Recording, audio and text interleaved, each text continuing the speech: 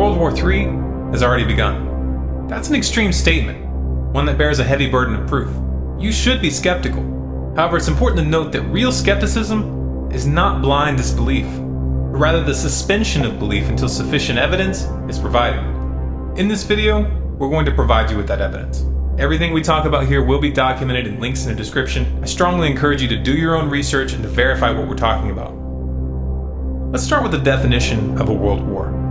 World War I and World War II weren't named as such because they involved every single country on the planet, but rather because these conflicts drew in the most powerful nations and were spread out over a large geographical area. Now, though the reductionist history we're taught in school marks the beginnings of the first two world wars at specific physical flashpoints such as Hitler's invasion of Poland for Europe or the attack on Pearl Harbor for the United States, the early stages of these conflicts had actually begun to develop many years prior. For example, Japan's attack on Pearl Harbor was a culmination of many months of intentional provocation by the US. This was revealed in the 8 Points Bulletin, which was declassified years later, but it's still never mentioned in textbooks. Likewise, the mutual defense treaties which were immediately activated by this attack were already in place, and the secondary results could have easily been predicted by anyone who had been paying attention.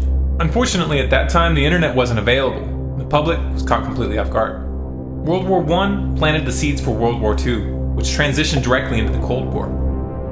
In the post-World War II era, the advent of the CIA and the strategy of using politically motivated NGOs to destabilize countries changed the way war was waged, placing a much greater emphasis on covert operations and proxy wars than outright combat. Such operations blurred the definition of war, particularly in the mind of the public, and it made it much harder to define clear start points and end points. Can you name all the countries the US toppled between 1950 and 1991? Most people can't.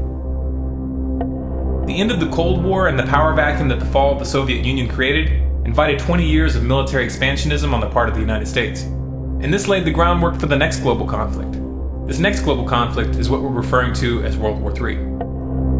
Now, to establish this is in fact a world war, let's first take a look at the geographic scope of the current conflicts underway.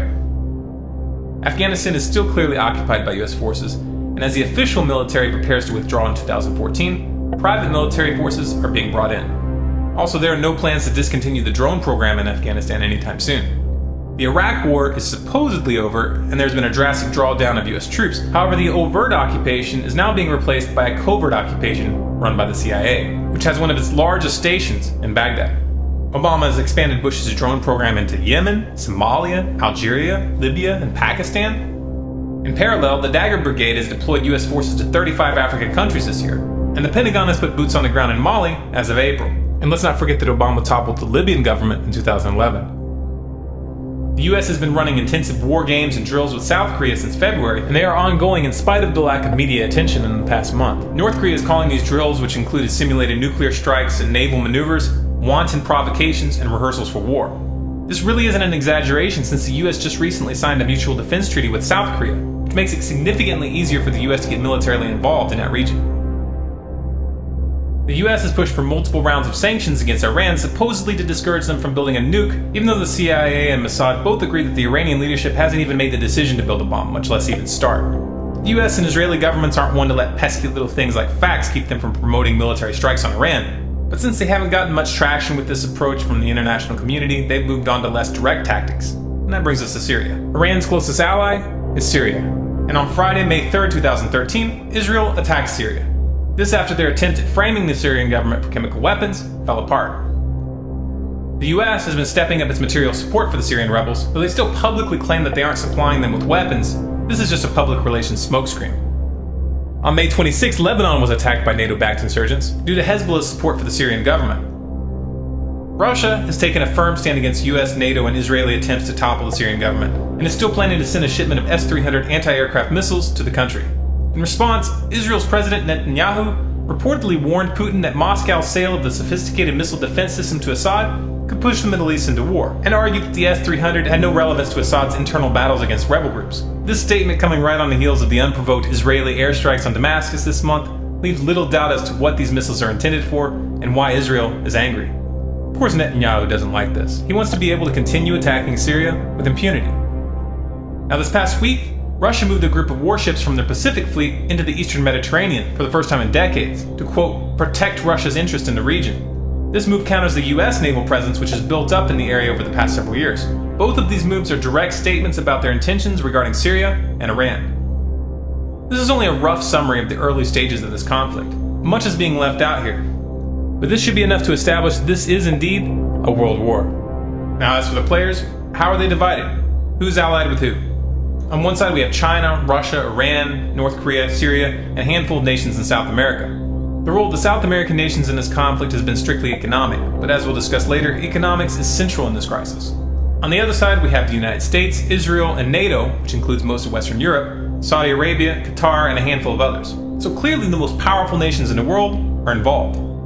If tomorrow a direct war between the United States and Russia were to break out, this would mark the official beginning of World War III. But obviously this wouldn't really be accurate. A proxy war between the US and Russia is already underway in Syria and in Iran, and a currency war is already underway between the United States and China. The question here is really only one of scale. How far will this go? Will the US and its allies back down before this escalates into an open war involving the big players? Obviously it's impossible to answer that question with 100% certainty. These are human decisions, and even madmen sometimes have moments of lucidity. However, when you understand why these wars are happening, it becomes clear that it is highly unlikely that the US and its allies will back down. So why is this happening? What is the motive for this aggressive posture by the United States and its allies? We've talked about this in detail in a number of videos, including The Road to World War III, which explains the history of the petrodollar and how it pertains to this current conflict. So we won't rehash all those details here. But to summarize, this war is a war for the control of the global financial system. The dollar is nearing the end of its days, and the powers that be know this. They could let the dollar fall and allow the rest of the world to choose their own course. But they don't want to. The powers that be would much rather take a gamble and stake it all in an attempt to control the currency that will replace the dollar. If they have it their way, this new currency will be a truly global currency. I think we've all got to move towards that opportunity, and I think the challenge also is whether we should move towards an international currency, because the speculation and the complexity of currency has caused some of the irritation, not only among the trading nations, but among individuals. This global currency will be accompanied by global government, which they will claim is necessary to prevent another tragic war like the one they're setting off right now. It's a classic problem-reaction-solution setup, where those that create the problem manipulate the public into accepting a solution that puts more power into their hands. They are going to attempt this one way or another. If they don't, then they will lose everything. The question is, how will we respond? Will you fall for this? Will you send your sons and daughters to fight in these corrupt wars with your eyes closed and your hand on your heart? Or will you at least speak out? This is the real variable. This is what will determine the final outcome. If you appreciate this message and if you want others to hear it, you can help by liking this video, adding it to your favorites, and sharing it to Facebook, Twitter, your blog, and by sending it to your friends via email.